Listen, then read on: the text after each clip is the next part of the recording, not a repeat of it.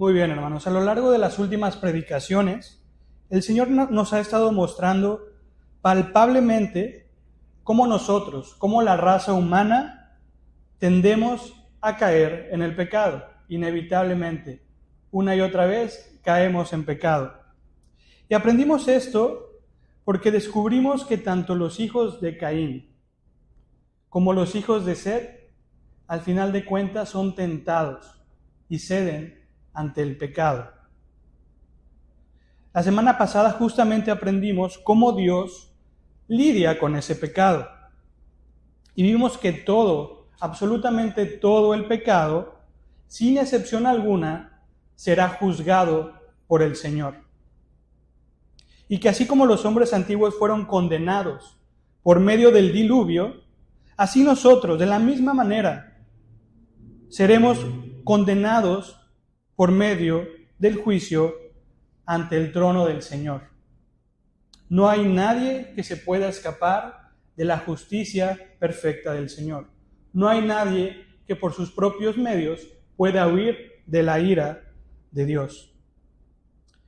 Nuestro texto de hoy confirmará que en el día que se lleve a cabo ese gran juicio, habrá personas que recibirán sobre sí mismas el castigo de Dios. Lo vamos a ver palpablemente. Pero al mismo tiempo, por la gracia del Señor, vamos a aprender que en ese día final habrá quienes reciban de su gracia. Y una vez más, hermanos, a lo largo de este pasaje, nos enfrentaremos a la realidad de que delante de Dios solo hay dos grupos. De que delante de Él solamente hay dos caminos. Los que están siendo avanzados a salvación y los que están destinados para la condenación eterna. Y hermanos, para descubrir esto, por favor, abra su Biblia conmigo en Génesis capítulo 6, versículos del 9 al 22. Vamos a estar leyendo Génesis capítulo 6, versículos del 9 al 22. Leo de la Biblia, la Nueva Biblia de las Américas, y la palabra del Señor dice así: Noé construye el arca. Estas son las generaciones de Noé. Noé era un hombre justo, perfecto, entre sus contemporáneos. Noé siempre andaba con Dios. Noé engendró 3 hijos, Sem, Cam y Jafet. Pero la tierra se había corrompido delante de Dios, y estaba la tierra llena de violencia. Dios miró a la tierra y vio que estaba corrompida, porque toda carne había corrompido su camino sobre la tierra. Entonces Dios dijo a Noé: He decidido poner fin a toda carne, porque la tierra está llena de violencia por causa de ellos. Por eso voy a destruirlos junto con la tierra. Hazte un arca de madera de ciprés. Harás el arca con compartimentos, y la cubrirás con brea por dentro y por fuera.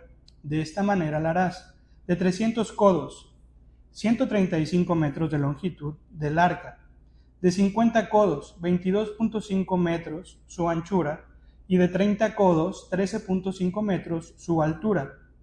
Le harás una ventana que terminará a 1 codo, 45 centímetros del techo, y pondrás la puerta en su costado. Harás el arca de 3 pisos. Entonces yo traeré un diluvio sobre la tierra para destruir toda carne, en que hay aliento de vida debajo del cielo. Todo lo que hay en la tierra perecerá, pero estableceré mi pacto contigo. Entrarás en el arca tú y contigo tus hijos, tu mujer y las mujeres de tus hijos. Y de todo ser viviente, de toda carne, meterás 2 de cada especie en el arca, para preservar la vida contigo. Macho y hembra serán. De las aves según su especie, de los animales según su especie, y de todo reptil de la tierra según su especie. 2 de cada especie vendrán a ti, para que les preserves la vida.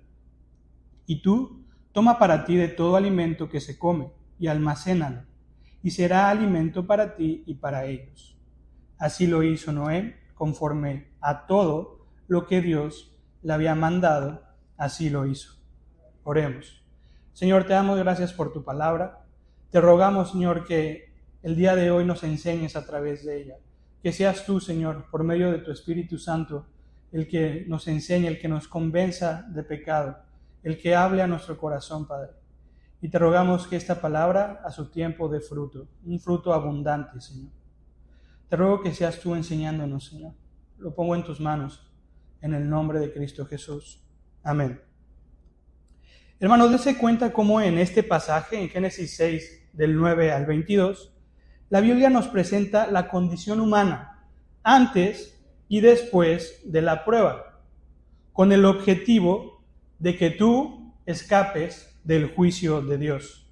La Biblia en este pasaje nos está presentando cómo lucía la humanidad antes y después del diluvio, con el objetivo de que tú escuches y así como Noé, escapes del juicio venidero. Y hermanos, a través de los versículos del 9 al 13, conoceremos la condición humana antes de la prueba. Del 14 al 16, la Escritura nos va a presentar esa prueba. Y finalmente, desde el versículo 17 al 22, veremos la condición humana una vez que la prueba haya pasado. Por lo tanto, para analizar cuál es entonces la condición humana antes de la prueba, vamos a ver cómo la Biblia hace un claro contraste entre Noé y sus contemporáneos. Así empieza el texto del día de hoy. Y hermanos, recuerde que cada vez que el libro de Génesis presenta la frase, estas son las generaciones, es porque está, de alguna manera, abriendo un nuevo capítulo. Es así como nuestro primer versículo abre un episodio que termina hasta Génesis 9, 29. Y el tema de toda esta gran sección es muy claro, es evidente, es el diluvio, un evento que la mayoría de la humanidad conoce hasta el día de hoy, un evento totalmente transformador, catastrófico. Y al analizar la estructura de todo esta narración, de la narración del diluvio, de la salvación de Noé, del arca de Noé, la estructura nos muestra una cosa claramente. El tema principal de toda esta sección de la palabra que termina hasta el capítulo 9, más allá de que sea el fuerte y justo juicio de Dios, que es evidente, resulta ser su gracia. Resulta ser esa misericordia que se renueva cada mañana. Hermanos, a través del diluvio, a través del relato del diluvio, usted va a poder conocer esa parte del Señor.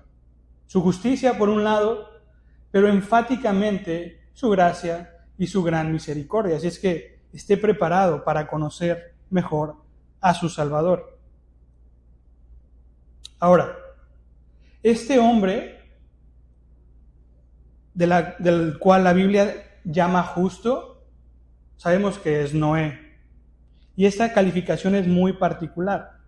La palabra aquí en los primeros versículos del pasaje de hoy dice, Noé era un hombre justo. Esto de acuerdo al versículo 9.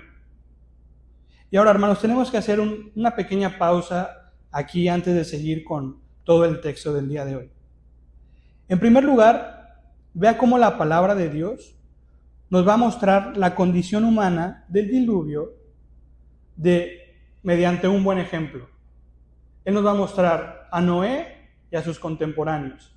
Y a Noé está enfatizando su justicia. Pero, en segundo lugar, es necesario que nos detengamos en esta definición para comprender qué es lo que realmente está enseñando aquí la Escritura. ¿Por qué?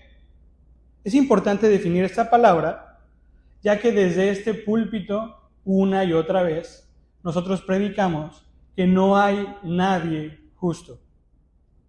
Incluso, uno de nuestros versículos más citados aquí es Romanos 3:10, que dice, no hay justo ni aún uno. Entonces, nosotros creemos que con este versículo, el apóstol Pablo determina cuál es el estado verdadero de toda la humanidad. No hay ni siquiera un justo. De acuerdo con el apóstol, todos los hombres nacemos pecadores. Y espero que esta sea una doctrina que usted, de tanto repetirla, ya la tenga bien memorizada. Hermanos, por nuestra propia naturaleza somos incapaces de buscar y agradar a Dios. Y esta doctrina, esto que dice Pablo en Romanos, no es una doctrina que se haya iniciado en el Nuevo Testamento. Incluso él está utilizando el Salmo 14 y el Salmo 53 para enfatizar esta realidad. Entonces, hermanos, desde el Antiguo hasta el Nuevo Testamento, la Biblia enseña claramente que no hay nadie justo. Todos nacemos en pecado. Todos buscamos el mal, no buscamos a Dios. Pero entonces, de acuerdo con lo que acabamos de leer, ¿esto significará que Noé es la excepción a la regla? ¿Esto significará que la Biblia tiene una contradicción? ¿Qué opina usted, hermano? No, de ninguna manera. La Biblia no se contradice. La Biblia es perfecta y la Biblia enseña claramente que no hay nadie, ni siquiera Noé, que haya nacido justo. Ahora, ¿cómo podemos entender esto?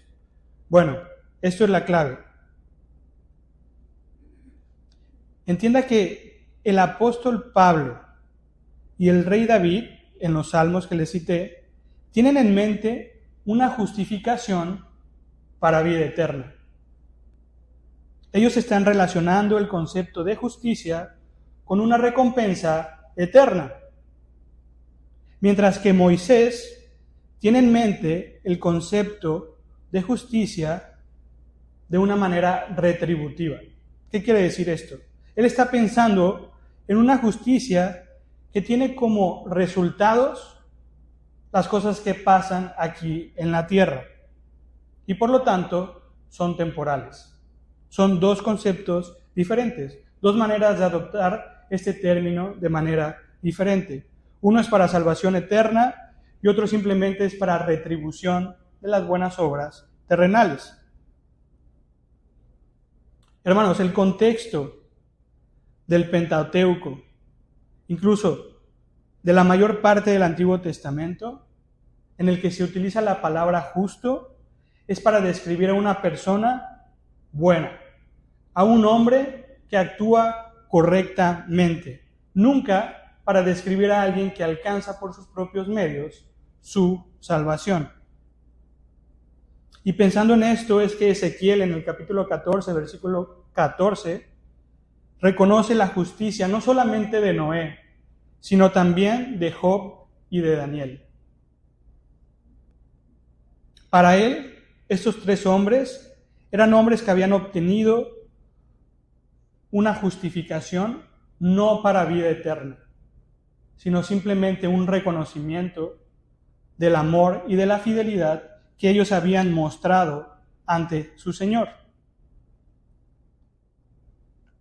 La Biblia entonces utiliza esta palabra justo para remarcar ese carácter intachable de las personas, de los héroes del Antiguo Testamento. Y justamente eso es lo que quiere hacer Moisés. Porque recuerden, él lo está resaltando, es como si lo estuviera subrayando de entre todos los que vivían alrededor de él. Y vea cómo a continuación Moisés sigue describiéndolo. Y parece que su justicia va en aumento, porque el versículo continúa diciendo, perfecto entre sus contemporáneos. Ahora, esta palabra perfecto puede traducirse de una mejor manera como íntegro. Y esta integridad fue la que lo hizo sobresalir en medio de toda la humanidad. Hermanos, en la mente de Moisés, Noé no solamente era un hombre que se portaba bien, sino un hombre íntegro, que brillaba por ser de una sola pieza, a diferencia de todos los que vivían a su alrededor, en todo el mundo. Y por si esto fuera poco, Moisés describe que Noé todavía llegó un poco más allá. Y él dice que siempre andaba con Dios. Y esto obviamente nos recuerda al Enoc que acabamos de conocer unas semanas atrás. Hermanos, indudablemente aquí Moisés está haciendo alusión a este personaje que caminó con el Señor y Dios se lo llevó. Por lo tanto, lo que está haciendo Moisés aquí es describir esa justicia de Noé. Era realmente sobresaliente. Él había llegado al círculo más íntimo del Señor. Él se comportaba bien, él era íntegro y aparte tenía una relación verdadera y personal con el Señor. Ahora, el versículo 10 relaciona a Noé con dos personajes importantes en la narrativa de Génesis. Vea cómo el versículo 10 dice: Noé engendró 3 hijos, Sem, Cam y Jafet. Hermanos, habiendo entendido que Moisés no se está refiriendo a Noé como una persona sin pecado, una persona que por sus propios medios podía alcanzar la vida eterna, enfoquémonos en esto. Noé engendró 3 hijos, Sem, Cam y Jafet. ¿Por qué? Porque resulta que en todo el libro de Génesis solo podemos encontrar a otros 2 hombres de los que se registra que tuvieron 3 hijos. Usted recordará, Adán tuvo 3 hijos, Caín, Abel y Set. Y también Taré, el padre de Abraham. Hermanos, el capítulo 5 de Génesis inicia una de sus secciones con las generaciones de Adán. En el capítulo 6, el que estamos leyendo ahorita, el libro de Génesis abre otra sección mencionando las generaciones de Noé. Y en el capítulo 11 comenzará otra de sus secciones con las generaciones de Taré. ¿Qué significa esto? Esto significa que el pasaje que hoy estamos estudiando es fundamental para entender toda la narrativa, para entender toda la historia de la redención. Hermanos, este hombre que ha sido descrito como justo, como perfecto, como alguien que caminaba con Dios, jugó un papel muy importante en la historia de la redención. Y probablemente lo que más llame la atención de su vida es que él fue de esa manera a pesar de vivir en un mundo completamente corrompido.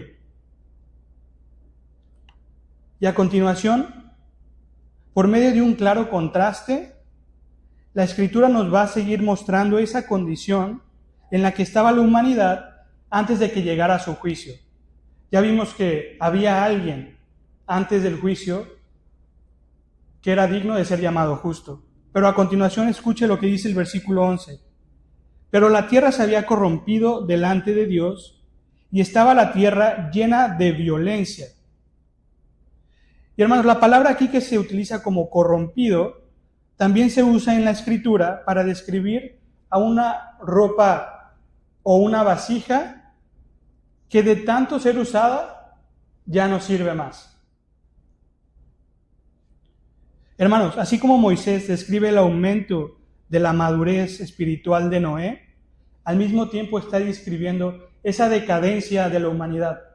Había llegado un punto en donde toda la humanidad estaba completamente corrompida y definitivamente estaba a punto de desaparecer.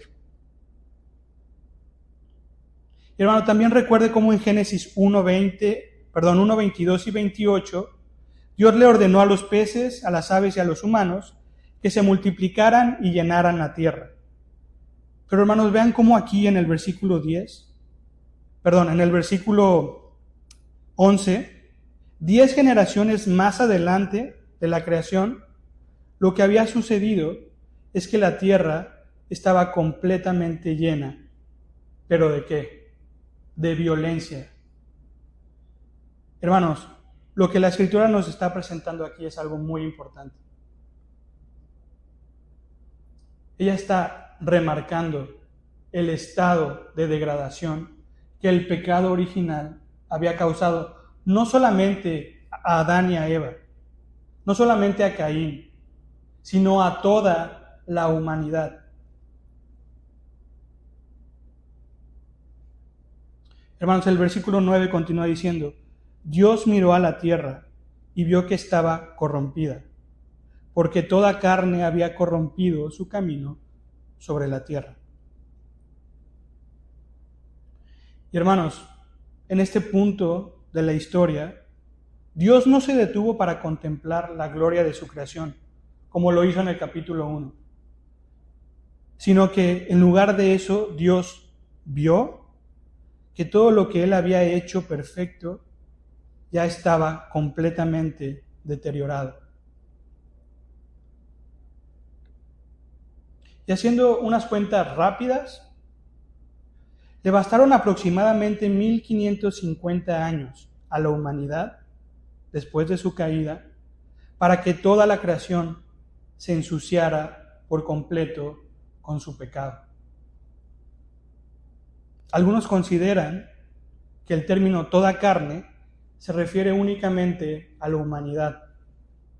Sin embargo, si vamos un poco más adelante, si tomamos en cuenta que después de que pasara el diluvio, Dios hace un pacto, no solamente con la humanidad, sino también con todos los seres vivos, lo más viable es interpretar que cuando este versículo enseña que toda carne había corrompido su camino, se está refiriendo a que el pecado del hombre había afectado todo tipo de vida.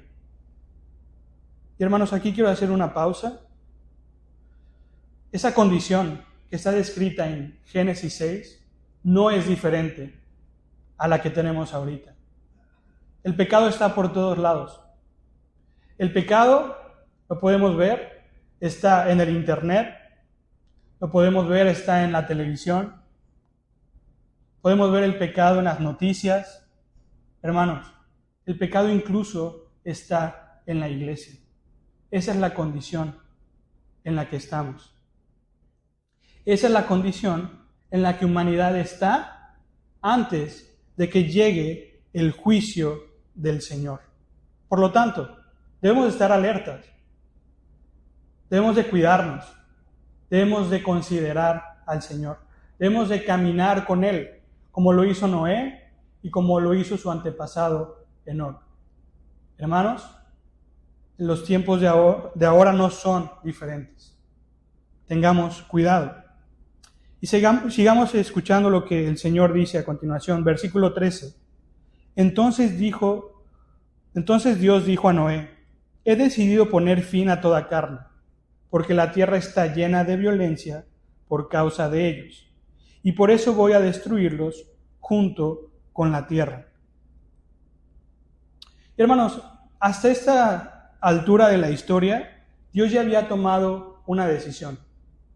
Él no le está preguntando a Noé si le parece bien que destruya a toda la humanidad. Él simple y sencillamente está avisando lo que él ya había determinado. Hermanos, esta decisión es drástica. En el plan de Dios no morirían algunos. No morirían 10,000.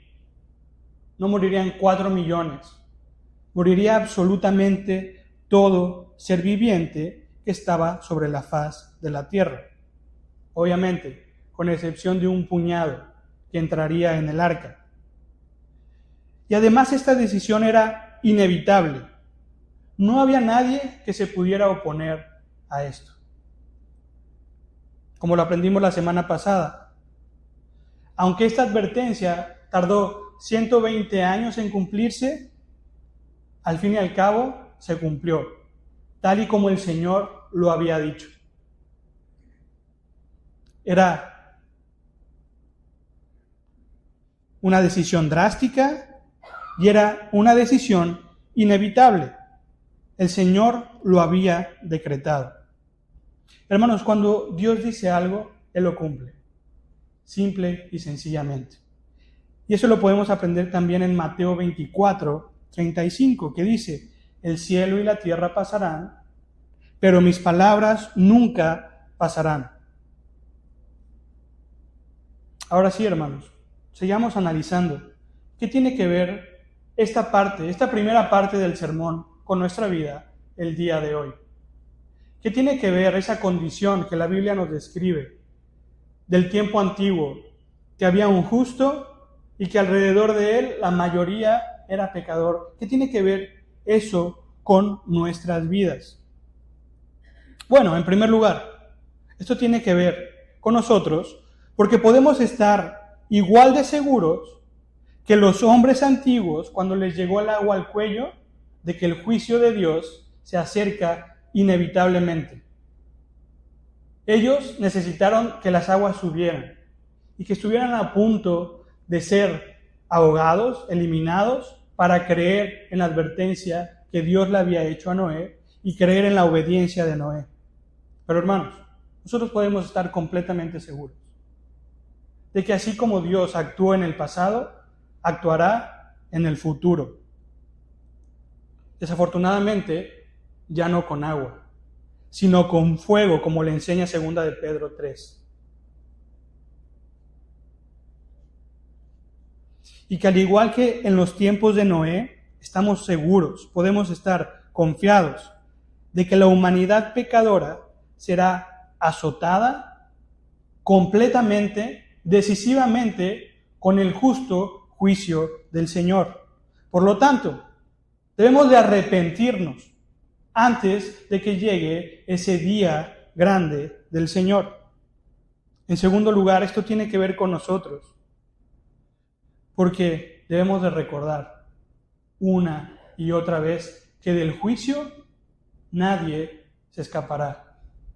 Absolutamente nadie. Solamente otro puñado. Ese remanente que ha sido salvado, que ha sido alcanzado, convertido por el Señor. Un remanente como lo enseña Romanos 11:5. Y que al igual que Noé, solamente los que hayan sido justificados, solamente, escuche bien esto, solamente los que hayan sido justificados por la expiación de Cristo serán salvados de la ira venidera de Dios. Anteriormente fue a través de un arca, en los tiempos actuales es a través del Hijo. Y eso tiene todo que ver con nuestra vida. Debemos de poner entonces nuestra fe, toda nuestra esperanza únicamente en Cristo. Hermanos, al final de cuentas, lo que acabamos de aprender es la condición de la humanidad antes del día de la prueba de Dios. Y lo cierto es que hay quienes encuentran salvación por medio de la gracia, pero también es verdad que hay quienes recibirán las fatales consecuencias de su pecado. La pregunta más importante del día de hoy, y si te ha costado trabajo seguirme hasta aquí, es esta. ¿En qué grupo te encuentras tú? Y para ayudarte a contestar esta pregunta, vamos a pasar a la segunda parte. Vamos a ver cómo cada grupo responde ante la prueba. Vamos a ver la prueba. Lo vamos a leer en los versículos 14, 15 y 16. La palabra de Dios dice: hazte un arca de madera de ciprés. Harás el arca con compartimentos y la cubrirás con brea por dentro y por fuera. De esta manera la harás de 300 codos, la longitud del arca, de 50 su anchura y de 30 su altura. Le harás una ventana que terminará un codo del techo y pondrás la puerta en su costado. Harás el arca de 3 pisos. Hermano, no sé si puede notar, pero las instrucciones de Dios aquí son cortas y claras. Pero dentro de estos párrafos tan chiquitos y breves, fáciles de entender, se encuentra una tarea monumental. Qué sorprendente fue la prueba de fe que tuvo que sortear Noé, el justo Noé. Hermano, incluso es probable que el día de hoy, con todo, y que se han construido réplicas, sobre todo una réplica del arca que se encuentra en el estado de Kentucky, nuestra mente no sea capaz de dimensionar lo que estamos leyendo. Tal vez nosotros lo escuchamos, lo leemos rápidamente, pero no podemos siquiera imaginar el tamaño de la prueba que se le presentó a Noé. Y vamos a analizar un poquito el arca para que comprendamos el tamaño de esa prueba que este hombre tuvo que sortear. En primer lugar, si su Biblia Reina Valera, puede ver que la madera utilizada en el arca era una madera de gofer. Bueno, si su Biblia es de la Nueva Biblia de las Américas, este tipo de madera se traduce como ciprés. Entonces ahí no se sabe exactamente de qué madera fue, si de ciprés o de cedro, que normalmente los estudiosos relacionan con la madera de gofer. Y lo interesante aquí es que el cedro, recuérdalo, el cedro es un árbol característico del Líbano. Y sabemos dónde está el Líbano, en el Golfo, por arriba de Israel. Mientras que el ciprés es un árbol que caracterizaba la zona de Irán, casi así, hasta el otro extremo. Y es muy probable, por la descripción que da la Escritura, que el Edén, incluso ese lugar a donde fueron expulsados estos hombres, haya quedado en medio de estas dos áreas. Entonces es interesante que ya desde que Dios le está dando las indicaciones de qué madera usar, esto representa un reto. Si era de cedro, Noé tuvo que ir a la zona del Líbano y recoger toda esa madera. Si era de ciprés, él tenía que ir a la zona de Irán. Yo lo hice al revés. Para ustedes Irán está acá y para ustedes el Líbano está acá. Hermano, dése cuenta.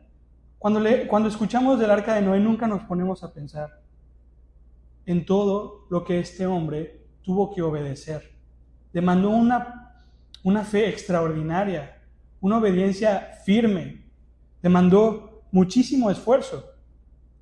En segundo lugar, imagínese usted construir con sus manos un espacio 4 veces más grande que este salón, 2 veces más ancho que este y 3 veces más alto de donde estamos ahorita.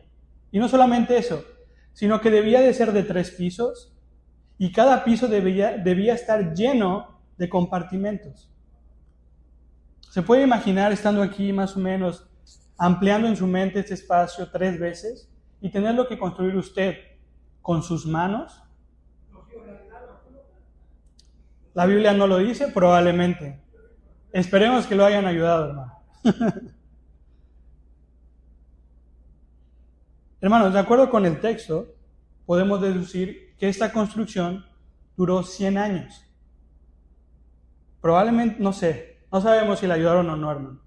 Pero de que fue un arduo trabajo que tomó 100 años, eso es claro en el texto bíblico. ¿Podría usted ser así de obediente? ¿Podría usted mostrar esa fidelidad mostrada por Noé? Y hermanos, en tercer lugar, ¿puede siquiera imaginar la presión social que Noé debió de haber experimentado? Empezando con la esposa, creo yo. Imagínense que usted, la hermana Lulú lo imaginó muy bien. Imagínense que el hermano Julio llega con la hermana Lulú y le dice, traigo un carro porque lo voy a arreglar desde cero. Ahora imagínense, esposa, amor, voy a invertir 100 años de mi vida en construir un arca. ¿Para qué? No sé, ni siquiera conocemos las inundaciones. Probablemente hasta este punto ni siquiera había caído lluvia. Pero lo voy a hacer por fe.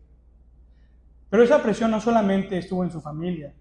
Y por cierto, definitivamente, si el Señor permitió que esta mujer, la esposa de Noé y sus hijos, entraran al arca es porque también tuvieron fe. Porque no fueron obstáculo a su padre, a su esposo. Pero hermanos, ahora piense en todo lo que Noé tuvo que soportar a nivel social. Burlas. Probablemente él escuchó una y otra vez que estaba loco, que era un ignorante, que era un fanático religioso. Hermanos, el día de hoy hemos sido puestos delante de una prueba un tanto similar. Primera de Corintios 1:18 enseña que la palabra de la cruz es necedad para los que se pierden. Que el Evangelio es una locura para la gente de allá afuera. Por lo tanto, que no te extrañe que te tachen de loco. Y más adelante en el versículo 26, Pablo acepta que la mayoría de los cristianos somos tachados como ignorantes. En la segunda carta a los Corintios, en el capítulo 5, versículo 13, el apóstol incluso admite su fanatismo por Dios. Él dice, sí, yo estoy loco por el Señor. Y en la epístola de los Gálatas, capítulo 6, 17, vemos cómo Pablo testifica que incluso tiene consigo las marcas de Cristo. Hermanos, esto no es algo místico, no es que le aparecieron de la noche a la mañana, sino que en su cuerpo había recibido los azotes, el rechazo, las pedradas, los naufragios, la burla, los escupitajos, por adoptar la fe de Noé. Hermanos, afortunadamente en nuestro tiempo no es necesario construir una embarcación de esas magnitudes. Hemos recibido el glorioso evangelio de la gracia, el cual se recibe única y exclusivamente por medio de la fe. Pero hermanos, suena fácil, suena como esas direcciones que Dios le da a Noé, tan cortitas, tan claras, tan fáciles de entender, pero dentro de esto hay una implicación tremenda. Hermanos, al igual que Noé acató estas órdenes con obediencia, sin importar qué, sin importar su cansancio, sin importar que tenía que ir por la madera de aquí hasta California, sin importar lo que pensarían de él, hermanos, estamos delante de una misma prueba, de una prueba similar. Estamos delante del Evangelio. ¿Cómo vamos a actuar? Vamos a decir, no, yo no acepto a Cristo, porque es una locura, porque se van a burlar de mí. O vamos a decir, no, yo no acepto a Cristo, porque no estoy dispuesto a dejar atrás las tradiciones de mi familia. O vamos a decir, no, yo no acepto a Cristo, porque no estoy dispuesto a dejar mi pecado. Hermanos, estamos delante de la prueba. No pensemos que este libro se escribió y ya no tiene nada que ver con nosotros. Estamos siendo puestos delante de una prueba semejante. ¿Qué vas a hacer? ¿Cómo vas a actuar?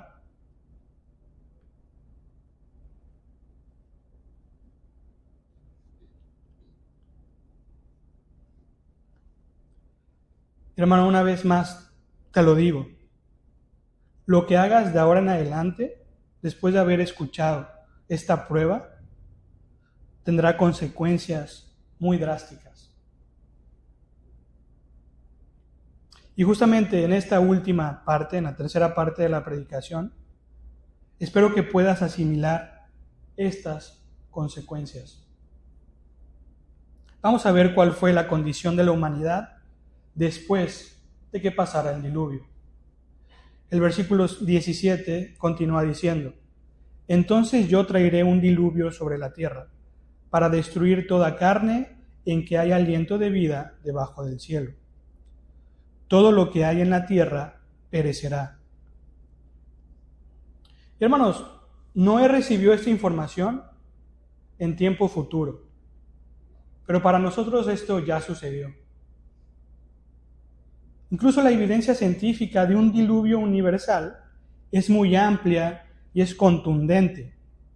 Podría mencionar muchísimos ejemplos acerca de cómo se ha descubierto que el diluvio verdaderamente pasó. Sin embargo, para no extenderme tanto, solo quiero mencionarles el caso del Mar Negro. Si usted no sabe dónde está el Mar Negro, bueno,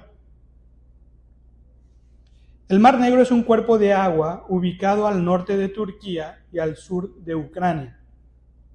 Y se le llama mar, escuche bien, porque a diferencia de los lagos, esta concentración de agua, que no está conectado a ninguno de los 7 mares, está compuesta de agua salada.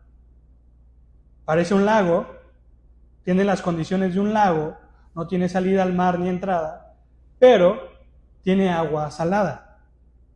Y justo aquí está lo interesante, ya que de acuerdo con los análisis llevados a cabo en esta zona, este mar demuestra un cambio de color en sus sedimentos ocasionado por la llegada repentina de agua salada hace algunos miles de años.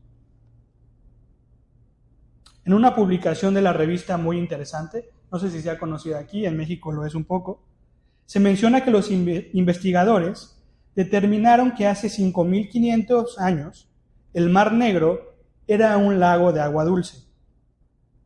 Y esto con base en los restos de moluscos y de conchas que tiene este mar. Hermanos, el Mar Negro es una prueba palpable de que el diluvio del Señor y por lo tanto su juicio llegó sobre la tierra.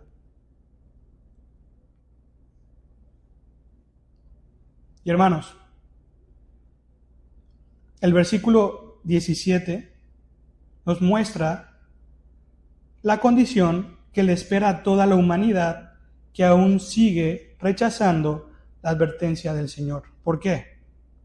Porque de la misma manera en la que usted puede tomar un avión y viajar a Turquía, a Ucrania no le recomiendo en este momento, y bucear en el Mar Negro para ver y tocar con sus propias manos esa capa de moluscos y de conchas que marcan la diferencia entre lo que este lago antes fue y lo que es ahora, después del diluvio. De la misma manera usted puede estar 100% seguro de que nadie se librará del juicio final. Hermanos, prácticamente esto ya, después de leer Génesis 6, no es cuestión de fe, simplemente es cuestión de tiempo. Si el Señor le dijo a Noé en tiempo futuro que vendría el juicio, y pasó, y tenemos pruebas de que esto sucedió, de la misma manera va a pasar con el juicio que está profetizado a lo largo de las Escrituras. Hermanos, ese día será un día de llanto, ese día será un día de clamor, de crujir de dientes, como lo dice la Escritura. Y esa será entonces la condición eterna de la humanidad que rechazó el Señor por toda la eternidad. Pero afortunadamente, el texto también nos muestra la gracia de Dios. No todos los hombres murieron ahogados hace miles de años. El versículo 18 dice: pero estableceré mi pacto contigo. Entrarás en el arca tú y contigo tus hijos, tu mujer y las mujeres de tus hijos. Hermanos, es curioso, esta es la primera vez que se menciona un pacto en la Biblia. Sin embargo, en nuestros días, Dios también ha establecido un nuevo pacto. Este pacto no es idéntico, obviamente, al pacto que experimentó Noé. ¿Y cómo podemos saber que no es idéntico? Por ejemplo, porque a pesar del cuidado que Dios le dio a Noé y a su familia para que fueran salvados del diluvio, ellos, al aterrizar, unos años después, murieron.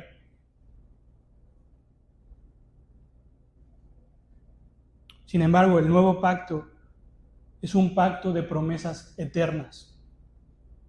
Además, este pacto consideró la rectitud de Noé para que por medio de ella se salvara incluso, no solamente él, sino su familia. Esto no es así en el nuevo pacto. En primer lugar, el nuevo pacto es un pacto de gracia. En segundo lugar, en este nuevo pacto nadie llegará al Padre por medio de la fe de sus familiares o de sus amigos. Este pacto está relacionado a una fe genuina y personal.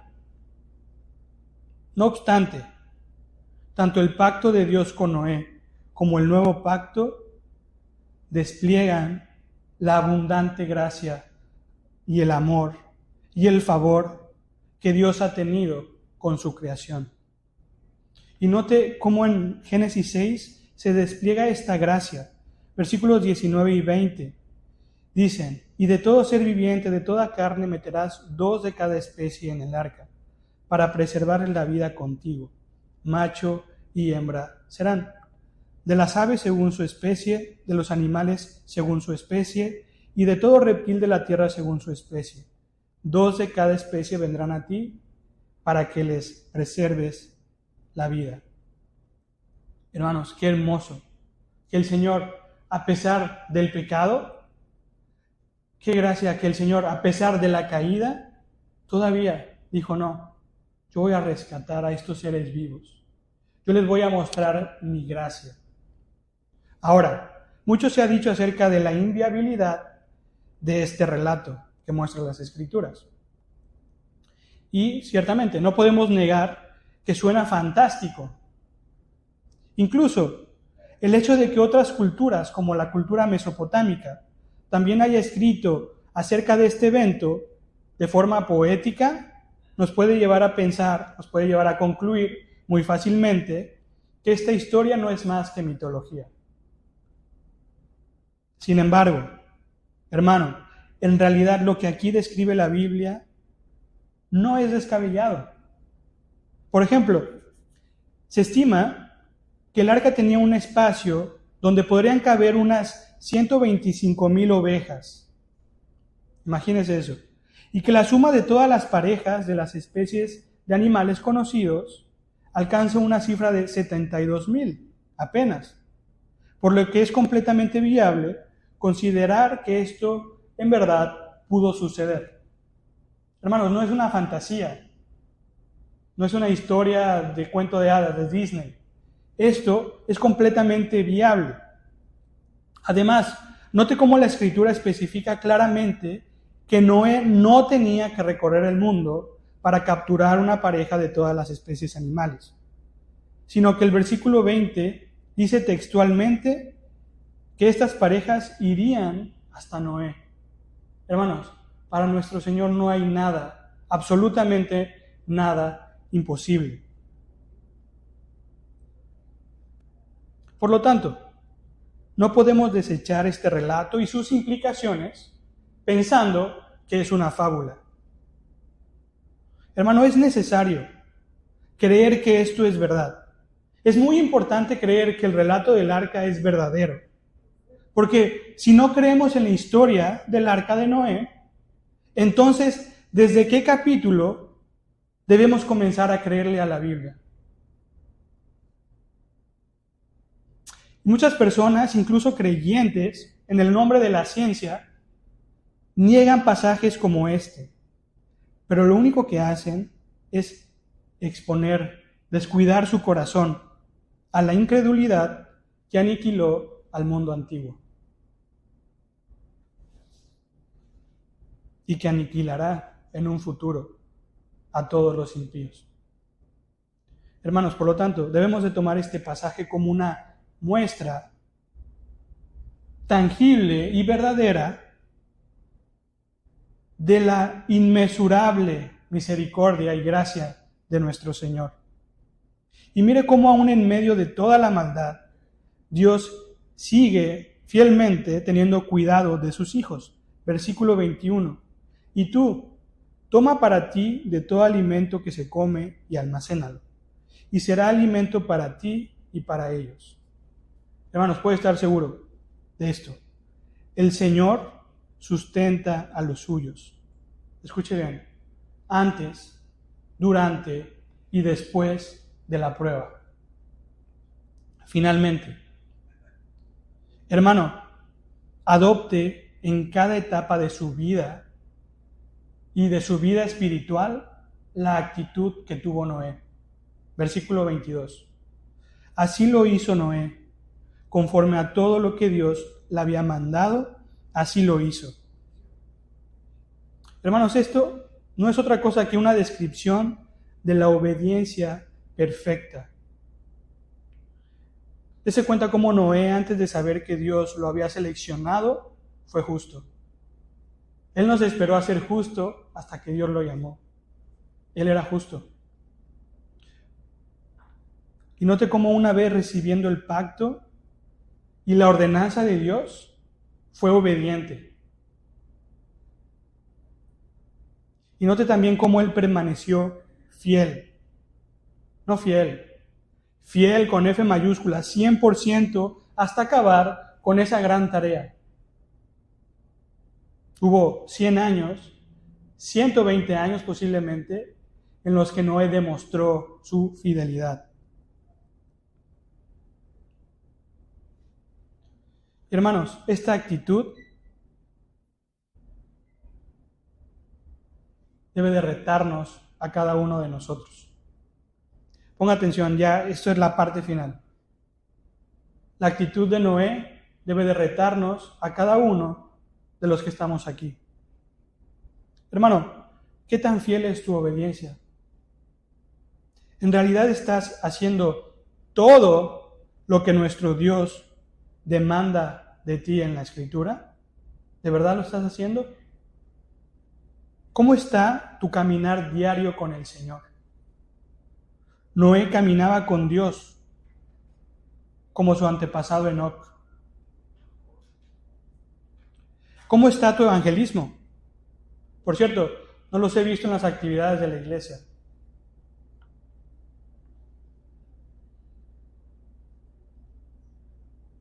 Seguramente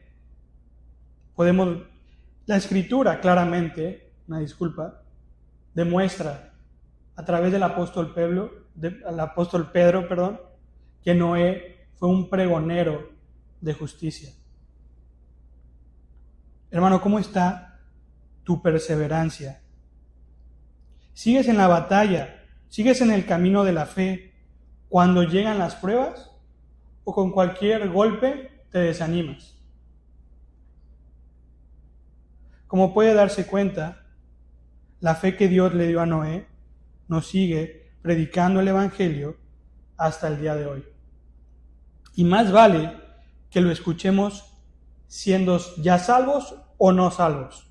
Más vale que lo escuchemos el día de hoy. Pues al final de todo, aun cuando querramos escapar del juicio de Dios, del juicio del gran trono blanco o del tribunal de Cristo, lo cierto es que nadie podrá burlarlo. Oremos, hermano.